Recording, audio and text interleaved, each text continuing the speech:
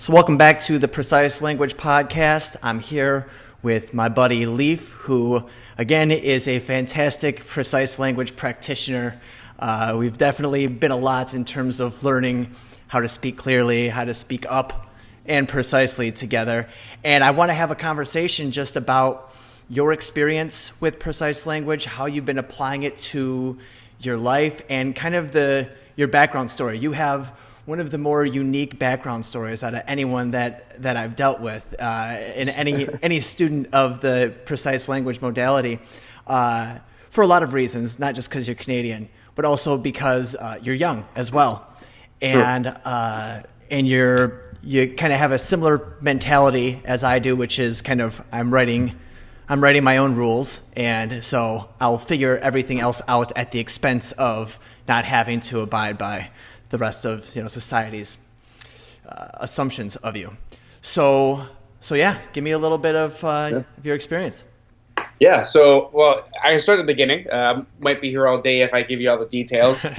But to start off, where I know precise language has helped me the most, and how the place I've really applied it is with my family.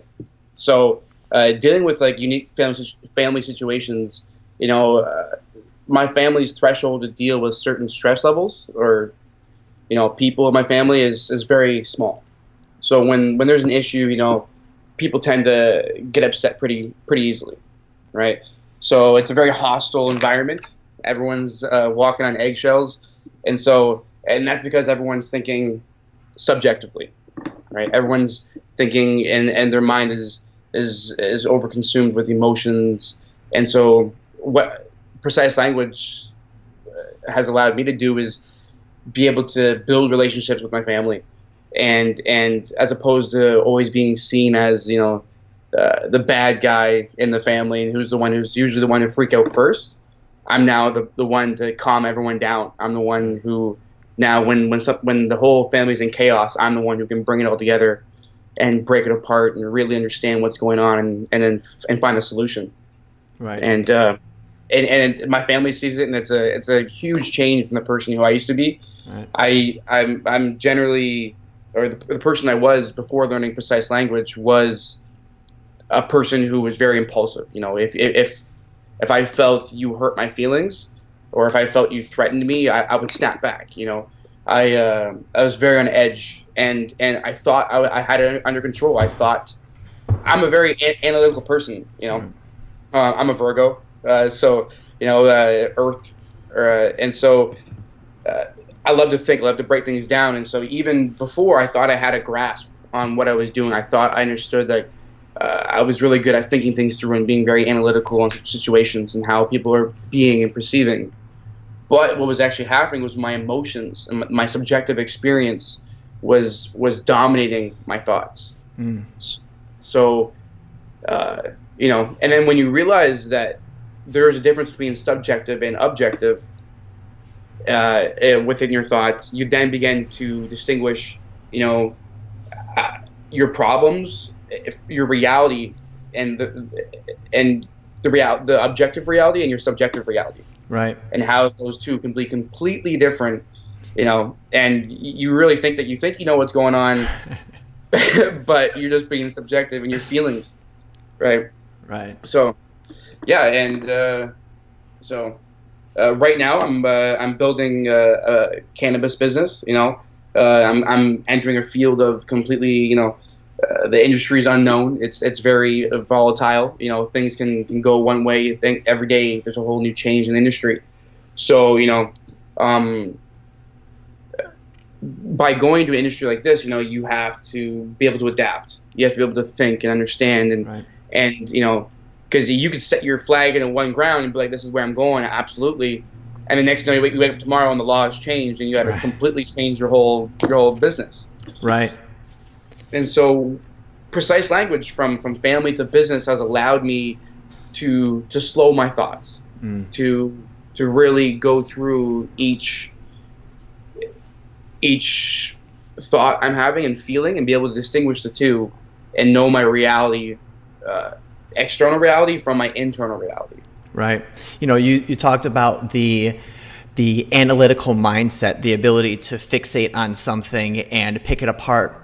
And when you add that attribute to the attribute of emotional reaction, you start to trick yourself into thinking that you're doing well by fixating on something that's bothering you, because that's ultimately how you get shit accomplished, is focus on the thing that's bothering you. But if you're doing it in a way that is in using language that only addresses the way that you're feeling and not addressing what actually is, you're walking around with your eyes closed trying to figure, okay, well, it's not this, it's not that, it's not this, opposed to opening your eyes, using your words clearly and precisely, and finding out what that is. And so if you're not speaking precisely, the ability to deconstruct and analyze starts to backfire on you, because all that it means is that you're going in a loop faster than the average person, because that your ability to pick things apart is better than everyone else's, and it's actually burning you out.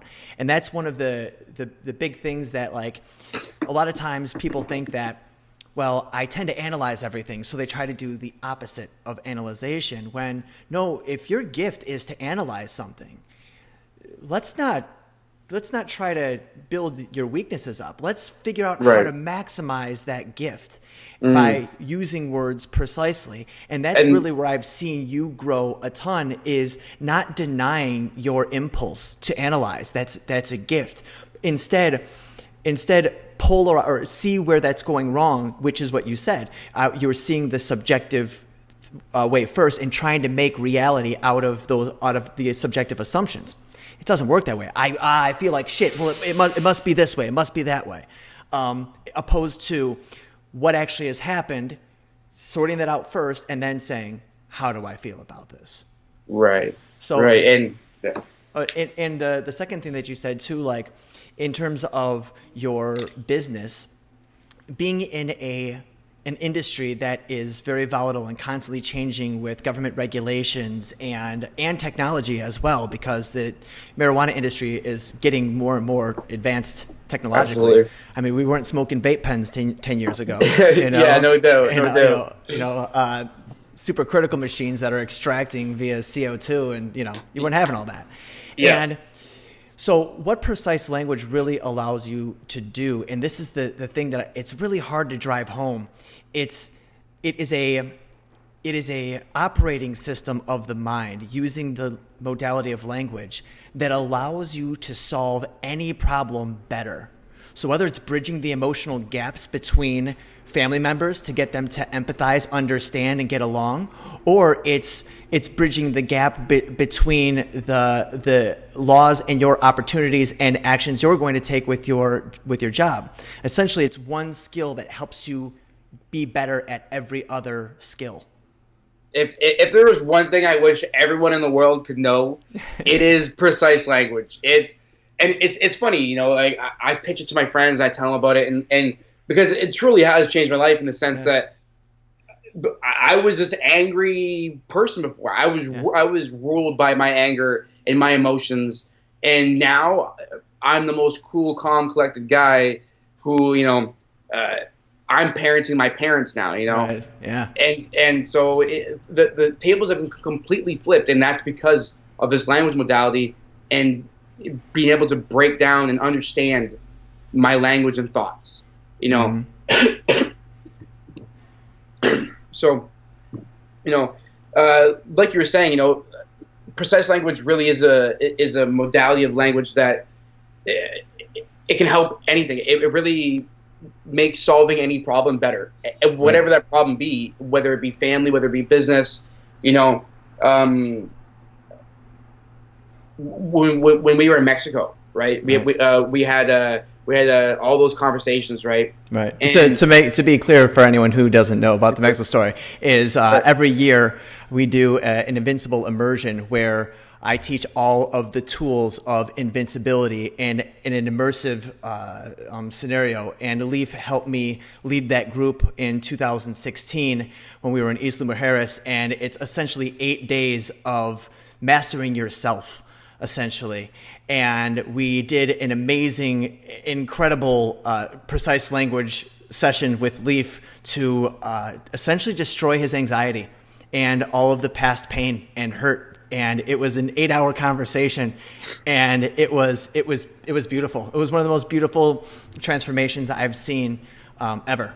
But anyway, you were probably telling a different story, but I apologize. Yeah, it basically along the same lines is in Mexico during the Invincible immersion, during that Invincible session or precise language session, it was 8 hours, and it was the most intense 8 hours of my life. We sat there for 8 hours, and we had to go. Oh yeah, we had to go to the bathroom. I forgot about that. I'm trying to say all this precisely. And so, as you can see right now, the struggle, you want to say so much, right? But a lot of it's void and vague, right? And so, when you begin to realize that a lot of the things that you want to say, could actually cause more confusion, right? Could actually, cause someone to perceive something else, right? By being precise, you're able to get right to the point. Yeah. People are on the same page. Right. And there are times where me and Spencer, we don't even have to talk. We can just half say things. Right. And we're on the same page because we're using the precise language modality. And from family to business to simply just enjoying life and understanding, the simple little moments and really appreciating them. It's incredible. It's allowed me to. It's helped me become the person I am today. Yeah. And I'm extremely grateful for precise language. And as time goes on, and it's a thing that you consistently work on, because as you learn this, once you learn this, you realize that you can always the work is ongoing. Right. You will always need to fine tune your language and the way you think. And so, and like you're saying before with the analytical mindset. I was just going faster, and I was going in my thought process faster than the regular person. But once again, it's in a circle. Right. Yeah. So with precise language, it allows you to what we call fractaling. Really, really break down the conversation and figure out where. And so the thought process actually just goes on forever and ever. Right. You can keep fractaling on and on.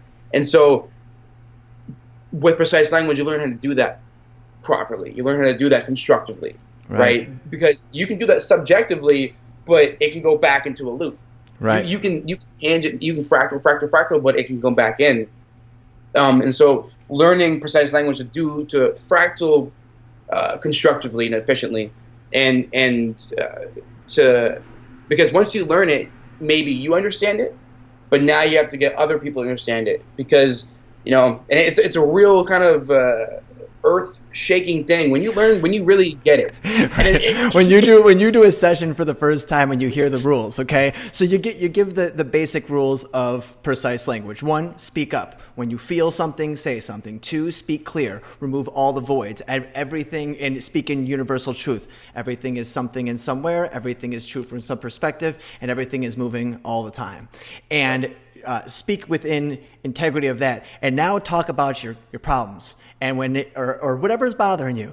And then you're like, okay, I understand this notion. Like, if you want to be clear on getting what's in your head out there so it can be dealt with, then you need to say precisely what it is. The quick example is if I say, hey, can you get my keys? They're not in the bathroom, they're not in the kitchen, they're not in this, I can go all day. But if I say they're in my bedroom, on my windowsill, on the right, in my change jar, there's a clear image that transfers from my brain to yours using language, opposed to saying it's not here, not here, not here, leaving it up to assumptions and your own assumptions as to where it could be.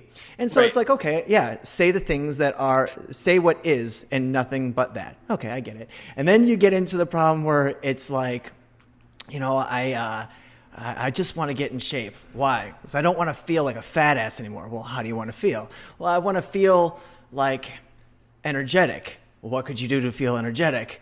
Well, and you start going, and as you're asking yourself the question, and we talk about the 5 pillars of progress, the 5 questions that you keep on asking.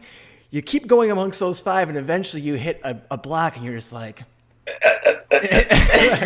this is so much harder than I thought it would be. And what's so great about it is that the only way that we can learn to deal with things is by putting labels to them. Right. When God in the creation story, in the Christian creation story, God makes man, and then he makes him in his own image, so he has the word, right? And then what does man start doing? Starts naming all the animals, because you got to be able to like figure out what to do. Like, okay, that one's nice, that one will eat me, that one. And if you just say that one, that doesn't help anything. So you got to come up with terms for some nominalization. So what is that? What is that? And what's crazy is animals are easy. We can see them, we can touch them, they have behaviors, but monsters are emotional. They're imaginative beings that aren't concrete. So it's like, how do you bring that to life? And if you want to be able to control the monsters in your mind that infuse your attention with fear and procrastination and anxiety and distraction, then you have to be able to yank it out of your head and take a look at it so you can make a choice as to what you want to do with it. And so the problem with that is that most people have that monster, right, but they hate to look for them. right? Yeah. Because digging down and going, where am I a shitty person? What's my problem? Right. Yeah. No one wants to look at that. Everyone wants to, ignore that, right? Watch some TV, avoid that, right? Eat some food, avoid that. Right. Do whatever you got to do to avoid figuring out and asking yourself the question, why am I a shitty person? Why am I failing in this area? Why is this happening, right? What am I doing to make this happen? What could I, right? And so asking all the questions, right? And so, with precise language, it allows you to get out that magnifying scope and figure out where is it, and really find that monster, look him in the face, and go, "How can you serve me?" Yes, exactly. Go ahead.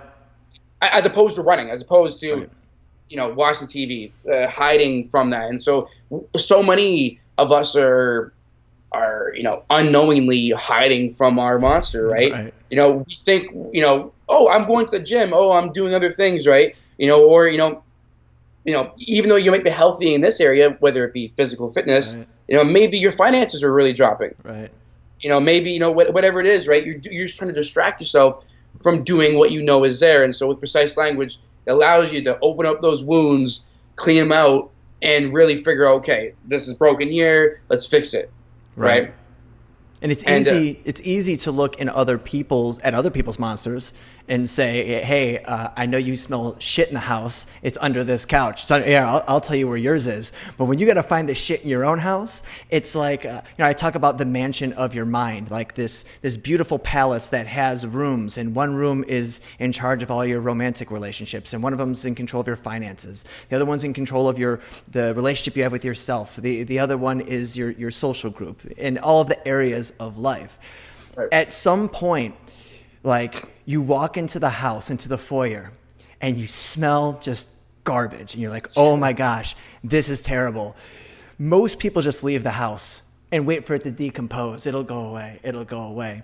But what it does, it might be a decompose, but in that time, it might attract some nasty animals. Now all of a sudden you got possums, raccoons, snakes living in your house. living in your house, and it's and if it's been there long enough, now it smells like, it smells like garbage, and it smells like, gross animals.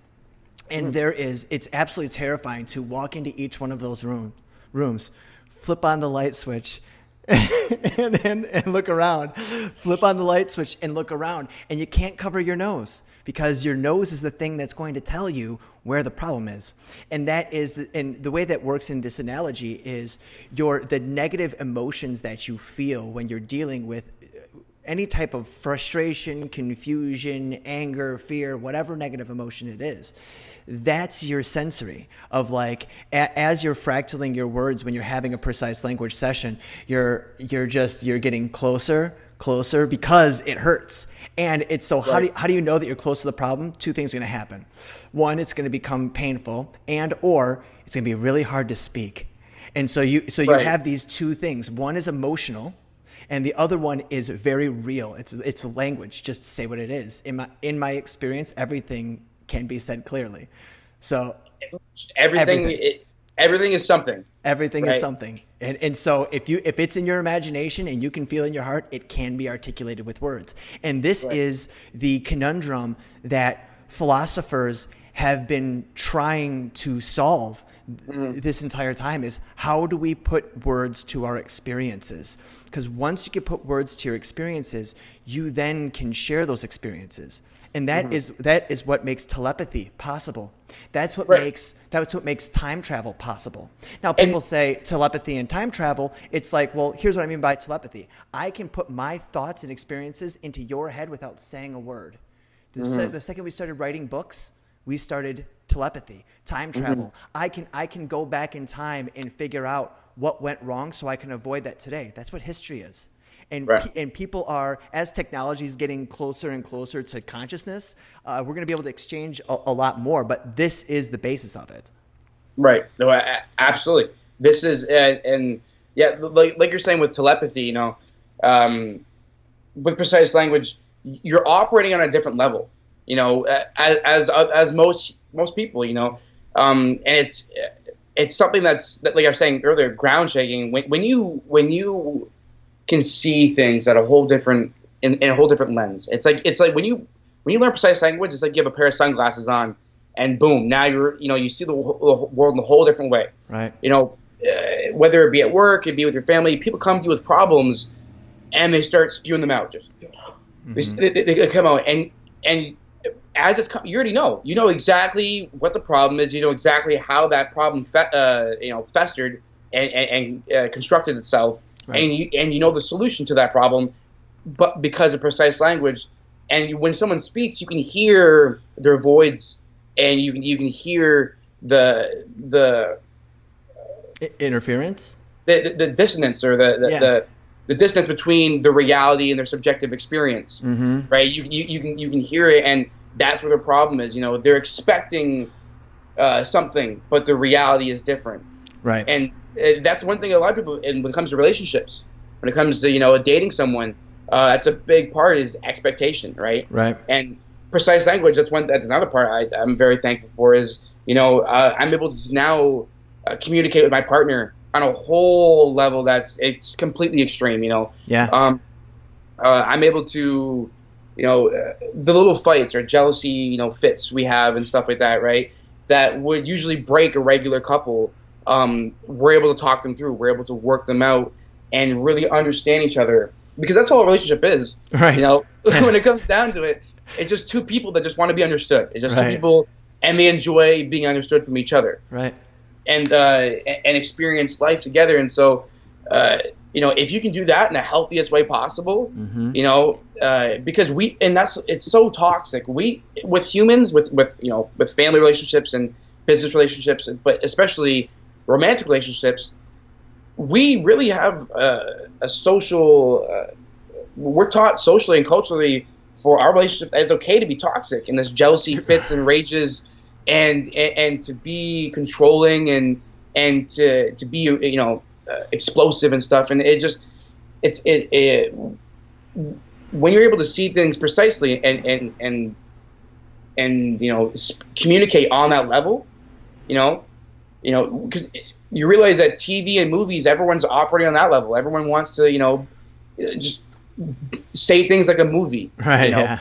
And make it dramatic and kind of give a little dig, and then you realize that a lot of things are just emotionally selfish, right?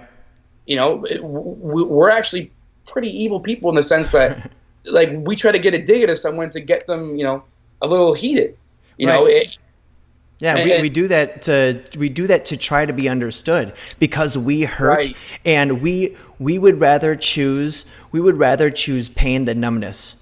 So our priorities in terms of feeling is, I want joy first. If I can't have joy, I'll take pain. Or it's kind of like this. You want joy first. If you can't have joy, then you have nothing. But then you realize that even nothing is worse than pain. So you'll take the consolation prize of pain, and you start digging at that person. And relationships are mirrors. And that's why that masculine and feminine energy with another human being is so important because you are seeing yourself through kind of a reciprocal lens. And the reason that we're built to be relational is so we can see ourselves better through that relationship. And with precise language, it redirects one of the biggest problems in romantic relationships, which is not. I do not want you to do this. I do not want you to do that. And that's why relationships feel like prison, because it's just it's just a whole bunch of walls. Don't do that. Don't do that. Don't do that. And it's funny. I ask people who are struggling with some of their relationships, and I ask them, something simple like, "What's your partner's love language?" And they don't know. And it's like, well, I'm asking you, in what way do they like to be loved? And it was never expressed. It was expressed, don't touch another girl, don't talk to another girl. And so if your woman's particularly jealous around you giving compliments to other women, what you can see that is not a wall, but as an opportunity to see, what does she want? If she's super sensitive to something, that probably means that she's not getting that very something, and that's what she craves the most. So when a woman is sensitive and says about the way that I may compliment another woman, now I know, oh, this is the way that she wants to be loved. If another woman is like physically possessive, then it might be more physical touch. So it's a good way to take all of the knots in a relationship and turn it into, then what is the best way for you to be loved? And now you can start getting, you can get down to the nitty gritty. Maybe it's when I remember, I had one girl, I can't remember who it was necessarily, but it was, her thing was that I wouldn't address her when I came into the room. So if she was sitting on the couch and I was just going back and forth, and maybe I hadn't seen her in like 15 minutes, like just say hello to check on her. And I was like, oh, okay. That came from a conversation where she's like, you're not paying me enough attention. And I'm racking my brain, like, what are you talking about? Like, we go on dates every week. Is that, and it turns out that was a little behavior. So instead of giving her all the reasons why I was so good at paying her attention, I asked the question, like, at what moments do you feel that the most? And she's like, well, when you walk into a room. Well, what is it when I walk into a room that makes you feel pain? It's, well, you ignore me. Ignore is avoid. What do you want? I want to feel acknowledged. Oh, why is that important to you? Because I feel like when you give me a look when you walk into the room, that I'm connected to you. When you're in the room and have an opportunity to look at me and you choose to just go up amongst your day, it makes me feel like that my value is so low that it's not worth your time to give me literally the time of day. And it's like, oh, where does, and then you can go into like what in your past has made you feel that way. But the thing is, you don't necessarily have to. You don't have to know the past to fix the future. All you have to do is just say, hey, for whatever reason that is, that's okay. I'm going to make this, and again, we use relationships as opportunities to make ourselves better. Yeah. So, and that's a perfect example. Another great example of that is a girl I dated like 8 years ago. She was on me about the way that I spoke to my dog. And she's like, you yell at your dog. And I wonder, like, it's just a dog doing dog things. How are you going to treat a child? And I was like, oh, wow. The way that I speak to one thing is the way that I speak to everything. And now I made that adjustment. And she's like, I just would like to see you be respectful to the things that can't defend themselves. And I was like, holy shit, that's insightful. As opposed to, why are you such a dick to your dog? Right. And this is a good example of where everything is true to some extent. Right. You know what I mean? Because for some extent, you are just talking to your dog, and sometimes you have to be stern. But from some perspective, absolutely, that is a defenseless, animal who can't verbalize himself, can't speak human, right? So, and from perspective, a woman sees, a lot of women see the way they treat their dog the way as they would treat a child, right? And so, but of course, and so this is where, and most men would go, well, he's just a dog, right? And hey, you're right. Sometimes he's just a dog, right? But he's also a symbol of a child, Right, and that's when you would ask the question. He's just a dog. Well, just is a everything is more than just the one thing. So what else does this represent? And and then you say, from what perspective is she right? Well, the perspective of it is a creature that is being noisy, that can't speak, and you're and you're treating it terribly. So now you can say, like, what is a woman looking for in a man? Inherently, on a biological reptilian level, they're looking for someone that will raise their child to be successful in the world, and that will raise their offspring, protect it, exactly, give it a shelter. Yeah, right. So can you see then, if that's the way her brain is wired, and that's the truth, that's the angle that she's coming from, this perspective, can you then understand her position? When you're able to break down someone's opinion of a situation in that way, it stops you from being defenseless. It empowers you to be able to serve that person's need, even if they're not stating it very clearly. Even if she's saying, stop being a dick to a dog, like, I don't like that. Well, those are voids, but now that there's pain there, let's clear it up, remove the voids, the knots, and now let's fractal and see what the issue is. And what the issue is, stated clearly, is my maternal instincts tell me that you're dangerous when you speak that way. Mm-hmm. Oh shit! Like, imagine if that's what she would have said to you. Yeah, that's a lot deeper than hey, stop being such a dick to your dog. Exactly. And when this is where the practice of precise language comes in, is now my brain automatically translates people's emotional vomit of void language, and physical, their body language, their the tone of voice, everything. And that's what I'm saying. It's like you're able to read their mind. You can understand. She just said, stop being a dick to your dog. But with precise language, you can understand, no. Wait a second. What she really means is, you terrify me from a maternal perspective. And that's a lot, that's pretty deep. Right. And so when you can understand someone on that level, right, that's really understanding someone, because they may say something. Right. And everyone says things, hey, stop being a dick, whatever, stop being whatever. But you really mean something else. Right. Now imagine if you know precise language and you're dealing with a relationship and you're a woman and your man's like, I don't want you to nag me so much. And you can translate that kind of awful saying into that offensive saying into what respect is he missing from me? And now she can go and translate that. But now imagine that both parties are speaking precise language. And he says, it frustrates me when you nag me like that. It makes me feel that when you say something the first time that I'm not listening, or that my agenda is more important. And so I would like an opportunity that when you tell me something the first time, to get it accomplished, so I can prove to you that I am listening and I do want to help whatever you're trying to get done. Yeah. Okay. And now these expectations are being set clear.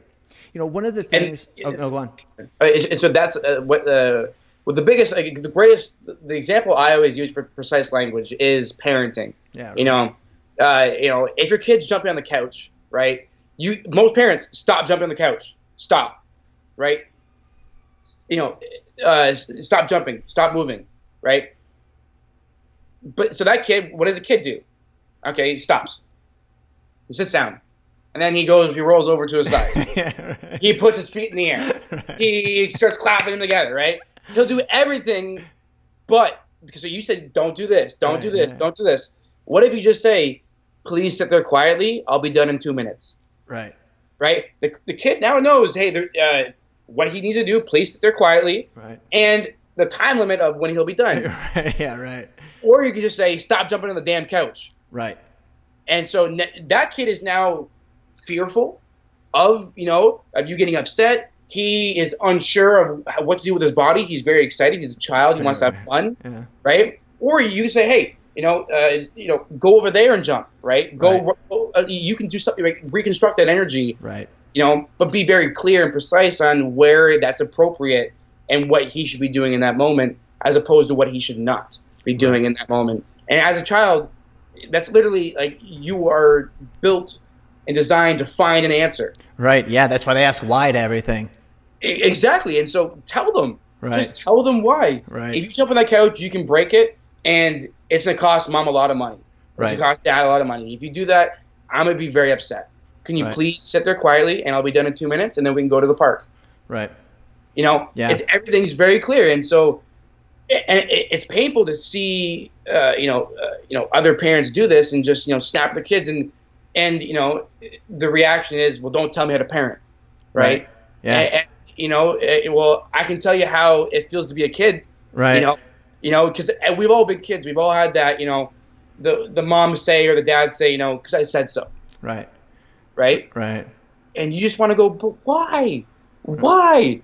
And if you just satisfied that why, that kid kicking on his door and screaming and doing whatever, throwing a temper tantrum would immediately stop, because it's all just in their head, right? They're throwing a physical tantrum because they're throwing actually one in their head. Yeah, right. That's where everything starts with thought. Everything. And so why we treat our physical bodies on a cellular level and our ability to move and our digestive system, and why we do all of these things to solve the problems around us when everything starts in your head. Like why the obsession would not be to get your head straightened out and sorted out. Sure. By definition, if everything starts with thought, if your thoughts are straight and you're able to bring your thoughts to this world in a very clear and consistent way, then by definition, you are a better communicator. The ability to turn your intent into reality, alchemy. And any person that tells me that's like, don't tell me how to parent, I'm teaching you how to communicate in the most precise and effective way. And here's always what I say. If you know of a better way to speak, to get your point across, other than using precise language, I'm down. Yeah, I'd love to hear it. 100%. But as you try to do it, you start speaking vague, and you start to realize that this type of communication in terms of working something out is the solution. It's like, because when you tell a kid, don't jump on the couch, you're hoping that kid can now make the assumption of the correct behavior and then actually act upon said behavior. That's a lot of expectation for your 4-year-old child. You need an objective shared reality, and this is where the society is moving towards, is an objective shared reality. It's why I'm such a big fan of blockchain technology, because it is an objective shared reality, and that's what language is. It's a tool for us to have objective shared reality, and the only way to negotiate and the only way to solve a problem is the same way you solve a geometric proof, just like Good Will Hunting, where you have a series of, I can't remember what they are, but there are a series of facts. 2 lines that cross perpendicularly make 4 90-degree angles. 2 lines that are parallel never touch. And there's these unarguable truths.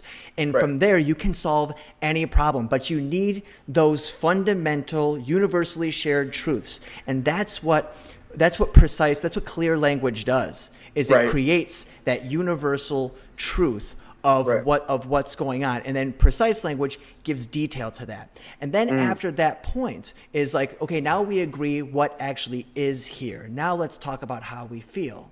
And at that point, it becomes easy to agree to disagree, as long as you're seeing the same facts.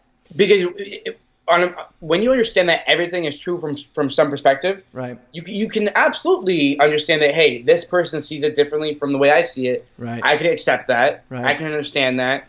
And so that's the hardest thing, is we can't fathom how someone else can think that way or see it that way. But when you understand that everything is true from some perspective, it brings great peace, because you go, okay. And then you actually indulge in the thinking, how could someone think that way? As opposed to just going, oh, that's just fucking stupid, or, just emotionally pushing that away. now you're objectively going how, why, Right. when, where, right? Yeah, I had a situation where I ran into a girl who I dated her friend or something like that, and she's like, "I think that you're a complete asshole," and she starts going off on me and spitting beer at me and all that stuff, and people were asking me like, "How can you be so patient?" Like, Right. and here's how: if all I heard about me was from the perspective of a girl's heart that I kind of broke, I'm sure I would think I was an asshole too. Because the only information she has for me is from a girl who is a little heartbroken. So I empathize with her position. I'm not going to say, you don't fucking know me. That's Right. a void. You do know me, and it's very limited. To this extent. Right. And from the angle and the extent of which you do know me, it is completely understandable on why you think I'm a dick. Right. And so instead of using her behavior to fire me up, instead I did it to show her like, okay, the more you are trying to get a rise out of me, the more empathetic and forgiving I'm going to be, because I get your perspective. So Right. let it out. Let it all I out on understand. how you feel. I get it. And through that then I demonstrate that I'm not the guy that she thought I was without ever having to tell her who I think I am. Right. And that's how you gracefully handle a situation using precise language and empathy in order to solve a problem. And the thing is, a lot of people, when they first start with precise language, they try to get everybody else to speak it. And Right. that's a huge problem. Right. You don't want to do that, because people need to be enlightened on their own time. Not everyone's Right. ready to grow up. Yeah. You wouldn't give a 12-year-old kid $1 million. Like, there's a reason that little kids don't have a lot of money, is because like they don't know how to handle it. And the same thing goes Right. with this type of information. Some people aren't ready for it. But Right. in order for it to be effective, you don't have to. I was talking to Jimmy about how he would use precise language with his 3-year-old daughter, and when she loses her doll that she always loses, and she goes, "I lost my doll." He's like, "Well, lost is a void. So how do I hit that? How do I do that?" You reframe. Where did you see it last? Mm-hmm. I don't know. Okay, so now you have got to find a place where you saw her have it last. Right. Do you remember having it at breakfast yesterday? Yes. What did you do after breakfast? And taking her through and showing her how to go and use her brain to recall things. Right. And then come up with these possibilities. Well, did you leave the house between yesterday and now? No. Okay, so it must be in the house, right? Yes. Okay, what rooms did you go into? And now you're teaching your kid how to problem solve, because if you in the ability to problem solve is what's called street smarts or wisdom. How to find answers from within and Right. bring them out. Where knowledge is how to find answers that are out there and bring them in. And knowledge is easy to teach. Knowledge is a commodity now because we have Google. Right. But the one thing that Google doesn't do is ask you introspective questions that you wouldn't be asking yourself. Right. You can ask Google, how do I get along with my girlfriend? You can ask Google, how do I be a good parent? You can ask Right. Google, how do I get my kid to stop jumping on the couch? But what Google can't do is ask you, well, what do you really want? Right. It'll make assumptions of what you really want through Right. your stuff. But if you say, well, I don't know, don't avoid. What do you know? Does that frustrate you? Yes. Why? Because I'm trying to concentrate. And when a kid is screaming, it's hard for me to concentrate. Is it, are you afraid that the kid's going to get hurt? No. Should the kid be allowed to play? Yes. Is it during the kid's playtime? Yes. So is there something that you could do? Could you leave the room? Oh, okay. Could you set aside a specific time for your kid to play with puzzles? Can you make a contract with the kid? Okay, if you can stay quiet for this long, then we'll do this to give them a type of reward. Google can't ask you those questions. And Right. that's why having a mentor or a coach is so, it's the other side of knowledge. which Absolutely. is wisdom. How do you find the answers within? And that's look at yourself from a different perspective and start firing new questions. Most of the time when people can't get things resolved, whether it's behavioral, whether it's goal oriented, whether it's just like relational, it's because that they've run out of questions to ask. Right. Because if you had the right questions, then you're just lazy, because you can ask Google. If you have the precise right question, it's all available. But why do we still struggle? Because we don't know how to ask questions to ourselves. Right. So, yeah. And that's what, once you have a mentor, you can really, they help ask those questions and help you find those answers. First we have to ask the right questions, then we have to have the strength, the internal strength to even find those answers. Because the reality is, the answers are sometimes can be pretty shitty. Yeah. You know what I mean? Like, right? Like, when you realize, hey, I'm a lazy piece of shit, like, like, it's something that you gotta come to terms with, right? Yeah. I've been watching too much TV. I've been eating shitty food. I've been sleeping in too long, right? Whatever it is, right? Yeah. You can go. You have to face that and go, fuck yeah. Yeah, and that's why I merely create offers and not even suggestions, because you're not always ready to face your shit. Right. And that's okay. That is okay. Right. You're not always ready to be that level of mature. You can't expect a 2-year-old kid to sit through a dinner with his hands folded for 2 hours. He's not ready for that. Right. He's not. Right. And to try to make a kid act like an adult is wrong, because they're not ready. And the same goes for breakthroughs in life, because we all have problems where we get stuck. We all have situations that we need kind of blown to smithereens so we can get past it. And then there's complete life transformations where you just become a completely different person. Right. All of those come at the right time.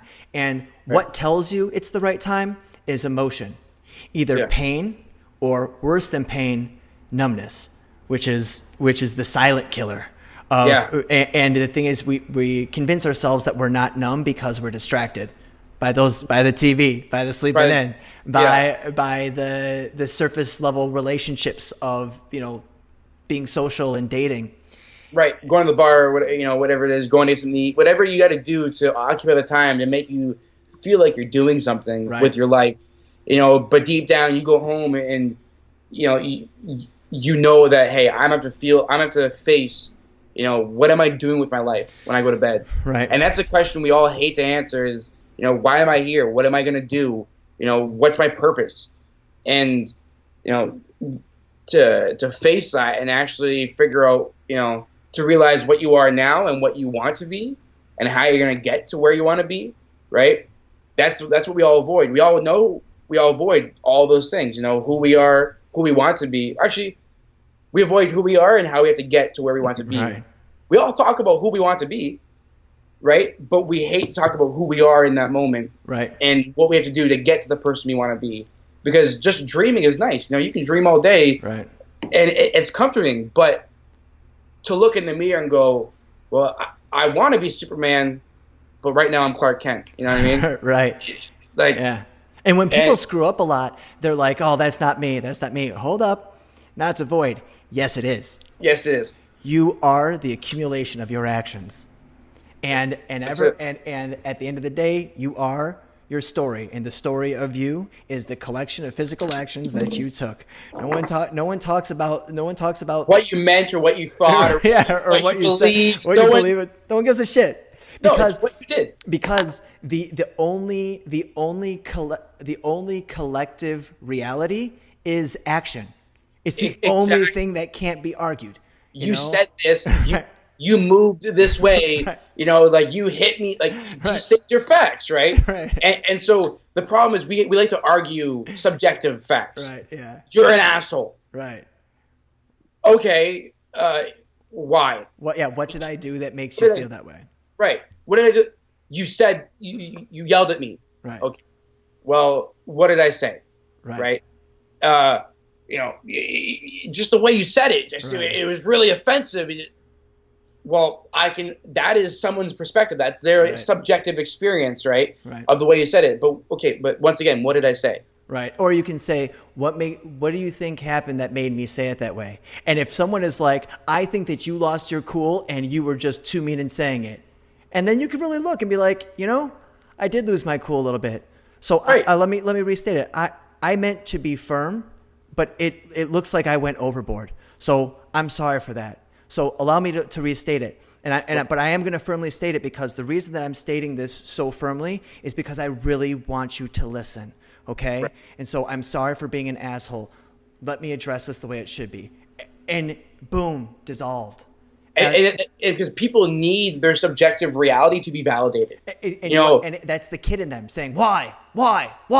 Instead, right. But we're so much more clever with words. We have a 2-year-old mentality with an adult vocabulary. That's dangerous as shit. It's dangerous as fuck, man. And we're all just like, you're hearing adults argue, and you're like, you're talking like 2-year-olds right now. Right? Like the wants of a 2-year-old, like just Right. It's crazy. Yeah, I was. We were talking in the podcast episode 4 with Dalton, and talking about like the next level of ascension after adulthood. After that, you got a job, you're making your money, you're taking care of business, and right. all of that stuff. So then that next level is you self-parenting. It's you. Right. It's you while you take a nap, or in my case, meditation. That's right. when I go and I allow the conversation to go of like, hey, what do you think's best? Hey, how is he doing? And all of that. The same thing that 2 good parents do. And right. it's the ability to step outside of yourself and look at yourself objectively, because parents aren't judging you. They're gonna love you no matter what. So right. it's like, Spencer's really struggling with his schoolwork. My parents weren't like, asshole, what a stupid kid. No, it was, how do we help him with that? And right. sometimes it was tough love. I was grounded for 7 months, and I was only not grounded for the first quarter, because like you can't get grounded for grades you don't have. So, after the first quarter, I was grounded. But that's really what it comes to be, is we are gifted with society that shapes us, and most strongly shapes us in the form of our parents. But then you have other people that shape you too: brothers and sisters, aunts, uncles, grandmas, right. grandpas, close friends and relatives. Right. Anyone can play that type of mentor in your life. And my right. purpose in all the students of the Invincible Academy, and anyone that listens to this YouTube channel, is to show them how to coach themselves. Show them. And that's what it is. Yeah. It's not some motivational, you can do it, because when the motivation fades, you need right. to come back to me. That's what, when I first explain this to people, that's the biggest misconception, is people believe it's, so you mean only speak positive to yourself? No. So, I want you to speak as dirty, as nasty as you can to yourself. I want you to be as negative as possible, right. But face that shit. And I want you to be as positive as possible, right. and face that shit. Right. You have to look at both ends and go, okay, but the reality, right? The problem is, we usually tear to one side or whatever it is.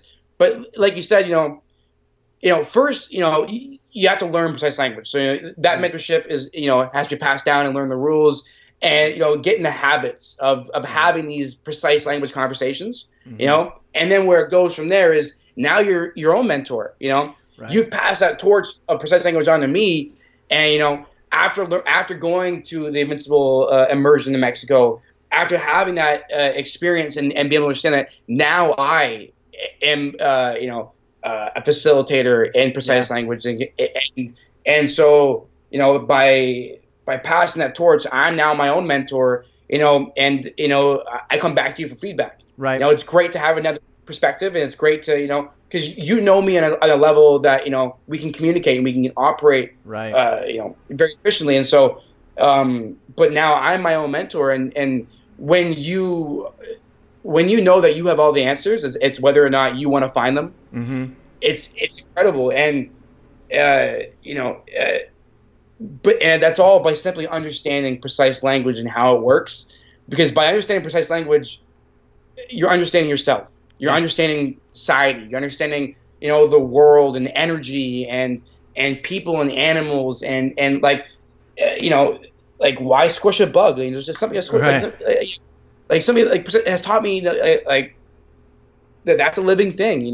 Something as simple as having arguments, relationship to your kid jumping on the couch to my family and stuff. Right. Precise language has affected me on every single level, from dramatic and very concrete to something that's just I feel right. Yeah. To understand my feelings more, as well as understand reality and accept it, Right. and be able to understand it, accept it, and change it. Yeah. Based on my own internal reality and making that external.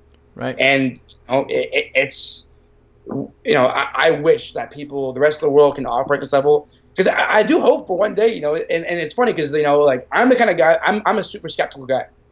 Yeah. When I first heard about this bullshit, I was like, yeah, Right. whatever. I was like, yo, whatever, right? Words and shit. Okay, whatever you say, buddy. But once you have a precise language session, and once you see it from your own perspective, Right. And you see the struggle you have going in yourself, right? Because anyone can go to therapy and get someone to ask them questions, Right.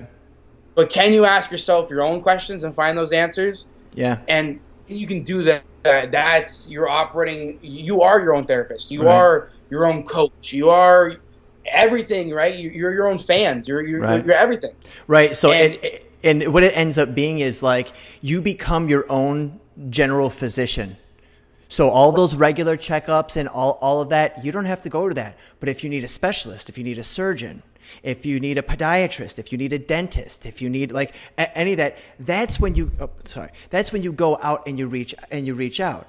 And imagine being a doctor and being able to come in and tell a surgeon all the specifics that he needs to know for him to do his job. And so now when me and you have a precise language session, what we can get accomplished in 30 minutes is what used to take 2 or 3 weeks before you learned how to speak. And before that, even up to 3 years, the problems I've dealt with, my anxiety has haunted me for years.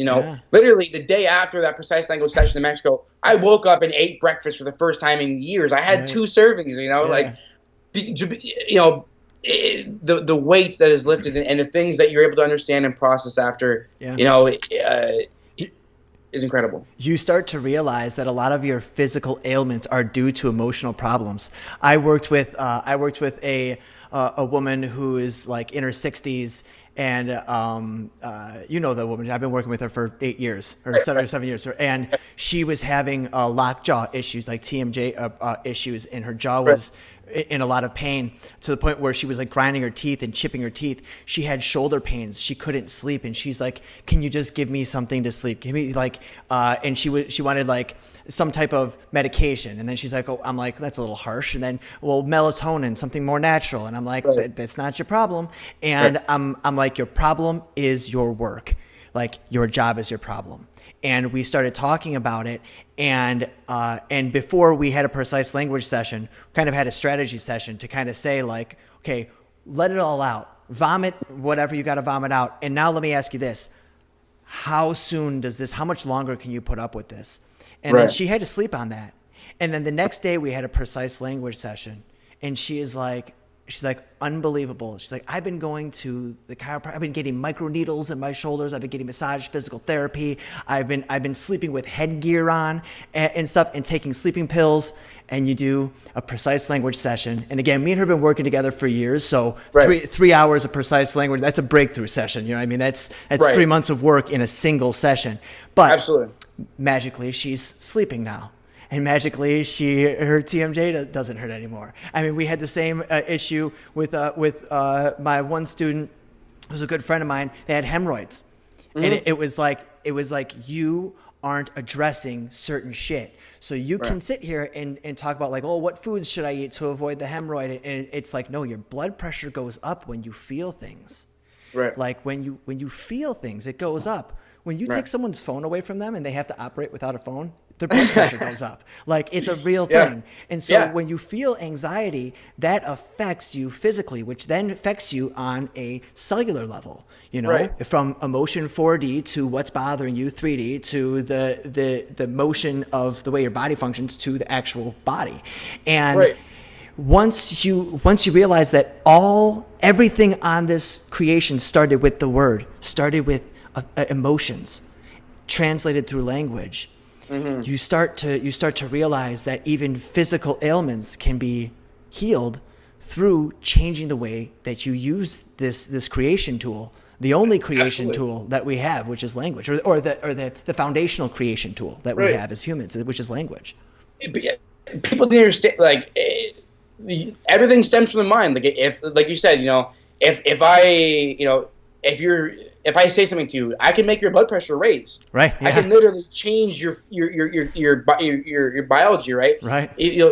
And so, you know, anywhere from calling you names to, you know, like, even, you know, I have eczema, and so when I get stressed out, I start to break out. You know, I start to get more itchy. I start to get itchy. Yeah. You know, and so, you know, if it's from itchiness to you know, blood pressure raising, to, you know, feeling nauseous, right? Like, when you get anxiety, right, you feel nauseous, which then stops you from eating, which then makes you feel even more nauseous, and then now it's just a cycle that repeats itself. And so, but all that stems. Now, you can go ahead and find something that makes you hungry, or you know, whatever it is, right? But at the core of it is your thoughts. You know, the reason why you're anxious is because the words you're using turn into thoughts, and the thoughts you're having turn into feelings, and the feelings you're having turn into your reality. Right. And so when the words you're using turn into those crazy thoughts that are chaos, and then those thoughts turn into chaotic feelings, then those chaotic feelings turn into a chaotic reality. And you need to understand the literal words, the words you're using, and then in the sequence you're using them, and then you can start to begin to understand your feelings, and then understand your reality and be able to change those. Right. And so this is where, you know, people go, oh, just say positive things. No, right. You need to be able to look at the negative words and understand them to their full extent. You know, right. You know, saying someone, you know, I'm a thug, you know, right? To some extent, that's horrible. Being a thug is a horrible thing, but in some cases, being a thug is a great thing. Right. You know, where it could help me, absolutely, right? And so, just like, you know, being an asshole, or being, you know, because, you know, how many bosses are an asshole? How many of CEOs own companies are fucking assholes, right? Because that's, to some degree, to some perspective, that's what helped them got there. Right. Get there, right? And so, you know, being able to give respect to everything, and you know, and understand that your words and your thoughts and your feelings are what dictate your reality, and, you know, and being able to differentiate your reality, subjective, objective, from other person's, being able to understand other people's realities. That's the biggest thing, is when no matter who you talk to, you can understand them, whether they're poor, whether they're rich, whether they're male, whether they're female, because you've gone and you've indulged in the self-thought of what would it be like to be them? What, right. How, why, what, right? Yeah. And when you really ask those questions, you can really, relate to anyone. Right. And that'll excel you in any field of business, relationships, anything. Right. That's why I say that precise language is the bridge that is going to bring us to the golden age of relationships, because there's nobody, I can't remember who said this, but there's nobody you can't love until there's nobody you can't love once you've heard their story. And once you truly see someone and you can share their experience of life, it's hard not to love them. And so when you have that power, you all of a sudden, we start building less walls. And I can't remember who else said this, but some famous philosopher, I think. But if you know yourself, you have the power of 5 men or 10 men. That's the gist of it. Right. And think about it. Imagine if you had 5 times the power you have now, in conjunction with your ability to love people no matter what, and treat them the appropriate way. I didn't say a way that makes them happy. Treat them in an appropriate way. that creates well-defined boundaries while still allowing the people to have free will. That world, there is no suffering. There's pain because realities conflict. Right. But the difference between pain and suffering, pain is a signal, is a negative signal to the consciousness to tell you to pay attention and switch something up, or at least consider it. Right. Suffering is getting that same signal over and over and over again. It's one thing. It's one thing for the smoke detector to go beep beep, and then it's okay. Stop the smoke and then do that. But that's pain, a minor annoyance. Suffering is beep beep beep beep beep beep, and that's what we go through as humans. Right. There was one more thing I was going to say, and then I was going to close this out. And it's not really, or I'm still trying to figure it out. So very good, very good. But the thing that I wanted to really encourage everyone listening to here is, we talk about this process of being able to be a master solver, a problem solver, and to know yourself better, and to wake up every day with purpose, intention, with focus, with energy, with positivity, with clear measurable steps of whether your day was successful, so you can go to bed, and instead of being up all night regretting all the things that you did because you couldn't get them done, and having anxiety about all the things tomorrow that you need to do, you can reconcile your mind and say, today was a good day. I know exactly, I set my intentions to behave a certain way. I did behave that certain way, so I know that I'm closer to my goal, and it's very clear to me what steps need to be taken tomorrow. I now can rest and let your mind do what it does, and then wake up that morning, and instead of getting on your social media and seeing who was on Twitter or YouTube or Facebook, giving yourself that 5 or 10 minutes first thing in the morning to just to recommit to yourself. And I talked about this too. Like, people say New Year's resolutions don't work. If you do them every day, they do. I'll tell you that much. I'm telling you that much. Don't tell me they don't work. Exercise doesn't work either. Yeah, if you do it once a year, you're absolutely right. It will not work. Try doing that every day, though. See how it turns out for you. And so it's the same. It's the same thing with goal setting. And so that's the encouragement. Is if you do only one thing from these podcasts, and there's lots of things that I offer, everything down to the invincible immersion where we go and do it for a full week, right? Yeah. To the transformation coaching, breakthrough coaching. I also do I don't know if you saw the new website. Did you see the new website? I haven't checked it out yet. Okay, I will be checking it out. Yeah, but I've got clarity sessions where it's actually where you learn precise language in a course, and then I have a precise language session with you to show you how to apply it to whatever you're trying to figure out. But if you don't really even learn precise language, let's say, the most important thing to do is to get in your notebook. Yeah. It is, and again, not your computer, not typing it down. Right. The first step to turning your thoughts into reality is bringing it to physicality. And when you bring pen to paper and allow your thoughts, that is the time that is the recess of your mind for the child in your mind to just do and say whatever they want. And the only way that goes away is if you burn that piece of paper. Right. It's there. Right. And once you burn that piece of paper, it went somewhere else. But it has a new representation to it that you've released that. So what I offer as well is doing a strategy session with me. And you did the personal inventory assessment, right? Where you answer all, like, you go into the mansion of your mind and you go in and you do a little checklist of how are things going? How do I feel about it? How is it affecting my life? And what improvements can I make? And then we go and take a look at all of those areas that need improvement and create a specific strategy. So you can wake up every single morning, get in your notebook, get that compass pointed due north, so you can constantly be making progress every single day. And here's the thing. I have goals that I've been shooting for 20 years, and I still haven't gotten them. But I have been so happy throughout the whole process, because it's not the satiation of accomplishment that we're chasing. It is the joy of the possibility that it's around the corner. And that joy of that possibility only grows when you are progressing. And you're only progressing when you acknowledge that you're progressing, because a lot of times you could be when you don't even know it.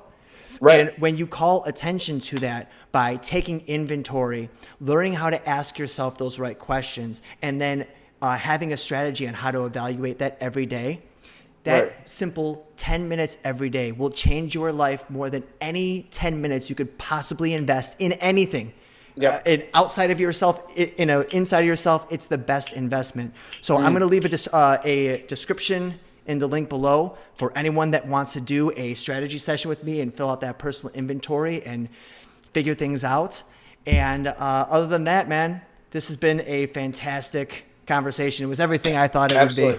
Absolutely, same here. As it usually is, our conversations are very exciting, and requires very little back and forth, If we wanted to, this whole podcast could be silent. We'd just be like mind reading each other. Eventually, it gets to that point. It does, but man, great podcast, man. I'd love to be back and talk about some more shit. Fantastic. Well, you guys, if you like this video, be sure to smash that thumbs up button. And if you want to see more of these videos when we talk about precise language and mastering your life and really just becoming the author of your own story, taking the power back, grabbing the pen and writing your own story, then be sure to subscribe, hit the bell to join the notification squad. And until then, this is Spencer Burnett of the Invincible Academy. I'm out. See you, buddy. See you, man.